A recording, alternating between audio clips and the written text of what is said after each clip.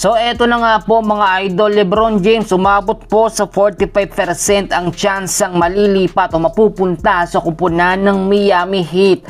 Alamin ho natin lahat ng mga kondisyon, mga detalye dito sa kupunan na ito at kung bakit dito nararapat etong si LeBron James. Pero bago ho natin ipagpatuloy, mabilis ang intro muna tayo mga idol.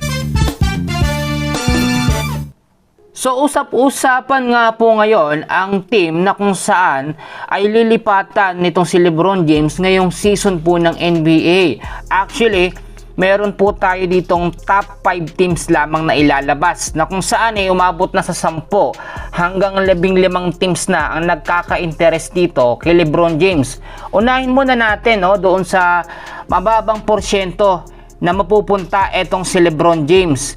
Unang-una, meron po tayo nakuhang update na nasa 2% lamang ang tsansa na mapunta sa Minnesota Timberwolves. Ito pong si LeBron. At umabot naman po, ayon din sa ating source, 13% sa Philadelphia. At meron naman 14% dito po sa Golden State Warriors. At sinasabi nila dito daw nababagay si LeBron, katandem nito nga pong si Stephen Curry. Pero siyempre mababa yung porsyento dyan.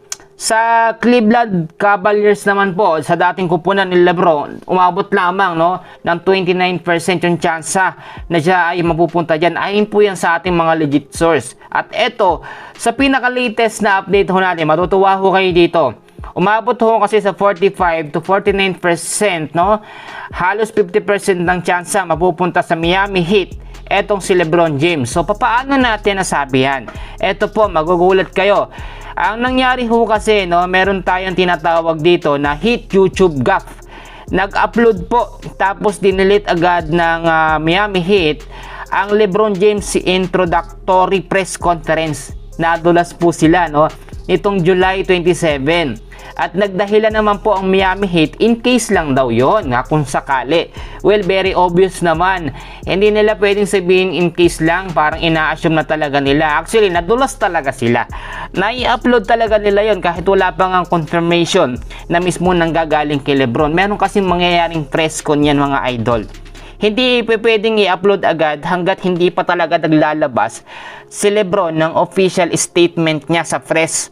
Kasi kailangan doon muna yan bago ilabas ng Miami Heat. Pero yung hint na yon ang nagsabi talaga, nagpapatunay na talagang si LeBron ay mapupunta sa Miami Heat. Yun na po, binigyan ko na kayo ng hint. Eto si LeBron, marami pa rin naniniwala o hindi naniniwala na talagang ito'y bibitawan na, lilisanin na ang Lakers.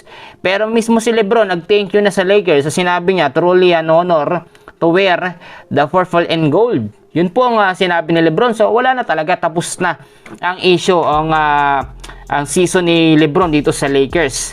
Ito, bibigyan ko kayo ng mga senaryo kasing nangyayari. Alam nyo, ito pong si LeBron James, meron siyang inamin. Inamin ni LeBron na kung hindi talaga napunta si Luka Doncic o na-i-trade dito kay Anthony Davis, actually, mananatili pa itong si LeBron. Pero dahil doon sa senaryo na nangyari is ginawang franchise player, ito nga pong si Luka, at siya ang naging sentro at nagiging matangay ng Lakers, na itsapwera na agad si LeBron. Alam niyo po mga idol, magugulat ho kayo, ay hindi naman talaga actually pera ang habol nitong si LeBron James sa team na kanyang malilipatan. So ano ba ang hinahabol nito? Gusto kasi ni LeBron James na mapatunayan na kahit sa edad ho niya, ay kayang-kaya niya pa hong maglaro. And then, ang isang dahilan din dyan para maalalayan po ang kanyang anak na si Bronny. Yun yung ating nakikitang senaryo dyan.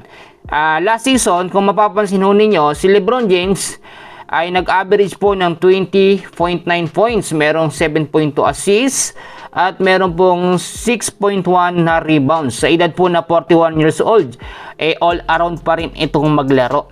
Yan ho, hindi nyo makikita sa ibang mga player dito sa NBA. Actually, maituturing talaga natin na the living legend po etong si LeBron James.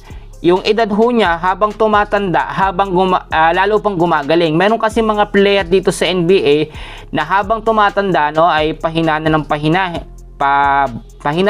ng performance. Pero baligtad po ang pinapakita dito ni LeBron. Pinapakita lamang ni LeBron na habang siya ay nagkakaedad, mas lalo siyang gumagaling at mas lalo siyang nasasabik at nauuhaw sa paglalaro ng basketball. At kung sakasakali po talaga na maglabas na ng statement o official update ang Miami Heat, wala na, yung 5 team o ibang team na nagkaka-interest kay Lebron, wala na ho yan. May nagsabi sa Cleveland daw, mataas ang tsansa na doon pipirma ng panibagong kontrata si Lebron. Well, yung sinasabi ho ninyo na dahil doon siya naglaro, yun yung dati niyang team, yung home team niya, hindi na yun pinagbabasihan dito ni Lebron. Ang sinasabi nga po ng mismong agent ni Lebron James na si Rich Paul, not going to be rush yung desisyon. Hindi pwedeng i-rush, no? Hindi pa nagde-decide as of today. Tandaan nyo, as of today, as of now, etong si Lebron James sa kanyang desisyon. Pero yung pag-upload po ng Heat o Miami Heat doon sa video sa YouTube po, no, ay nadulas na, no? Nagpapakita na yun na nga, yun na yung senyales, no? Hindi pa pwedeng assuming lang daw sila at nagkamali lang daw. Totoo talaga na itong si Lebron James nasa 45 to 50% na ang tsansa na dyan siya pipirma ng panibagong kontrata. Mga kaibigan, mga kababayan ko, yan sinasabi ko sa inyo is nanggaling mismo sa ating mga legit source. At mas maganda, no, kung saang team mapunta si Lebron James, suportahan na lamang po natin. Muli, ito ang latest update kay Lebron James, and then kung saang team siya, doon na tayo susuporta. Ngayon ba, wala na, no? Hindi na ba natin susuportahan ng Lakers?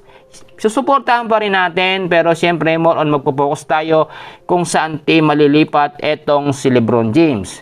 Yan lamang ating update ngayon sa Lakers at kay Lebron.